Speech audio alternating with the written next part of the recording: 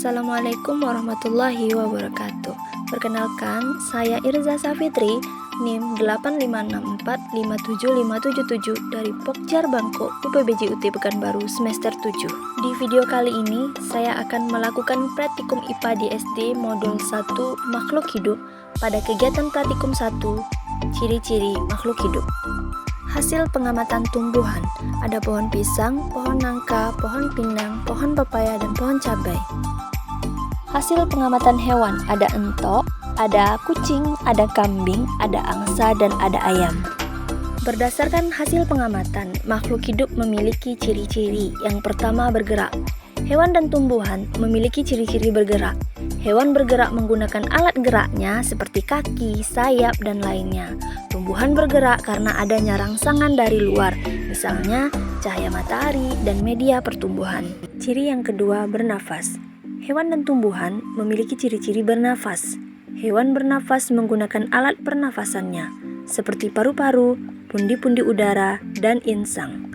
Tumbuhan bernafas menggunakan alat pernafasan berupa stomata dan lentisel. Yang ketiga, makan.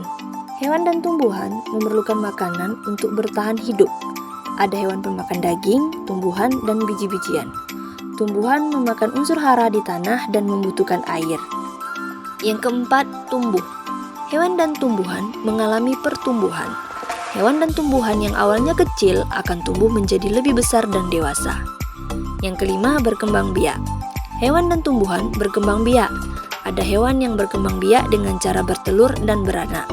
Tumbuhan berkembang biak dengan cara vegetatif dan generatif. Yang keenam, peka terhadap rangsangan. Hewan dan tumbuhan memiliki kepekaan terhadap rangsangan. Peka terhadap rangsangan adalah kemampuan makhluk hidup memberikan tanggapan terhadap suatu rangsangan.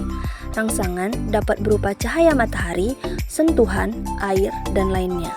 Kegiatan praktikum 2, gerak pada tumbuhan. Yang dibahas pada video kali ini yaitu gerak seismonasti, gerak niktinasi, dan gerak geotropisme negatif. Gerak pada tumbuhan seismonasti, yaitu gerak pada tumbuhan karena adanya rangsangan. Daun putri malu saat disentuh akan menutup. Reaksi menutupnya daun putri malu dikarenakan adanya tekanan akibat adanya sentuhan.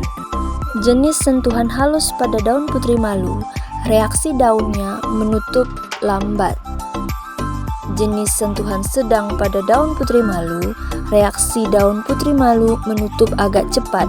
Jenis sentuhan kasar pada putri malu, reaksi daun putri malu menutup dengan cepat. Gerak niktinasi. Gerak niktinasi disebabkan oleh suasana gelap atau disebut dengan gerak tidur. Pada percobaan dilakukan di tempat terang dan diberi label A. Terlihat daun putri malu terbuka dengan lebar. Pada percobaan yang kedua, daun putri malu ditutup dengan kardus yang dilapisi dengan kain berwarna hitam sehingga tidak ada terlihat cahaya. Setelah dibiarkan lebih kurang 30 menit, daun putri malu terlihat tertutup. Gerak inilah disebut dengan gerak niktinasi, gerak di suasana gelap atau gerak tidur. Selanjutnya, gerak geotropisme. Gerak geotropisme adalah gerak tumbuhan, akar, dan batang yang dipengaruhi oleh gravitasi bumi. Geotropisme ada dua, geotropisme positif dan negatif. Geotropisme positif adalah gerak akar tumbuhan menuju ke pusat bumi, sedangkan geotropisme negatif adalah gerak batang tumbuhan menjauhi pusat bumi.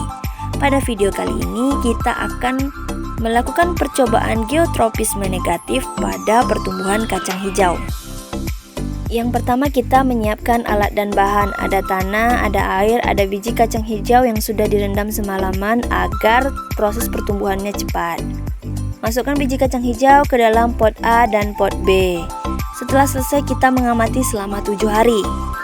Pada percobaan, terlihat pot A mengalami pertumbuhan batang secara normal menuju ke atas.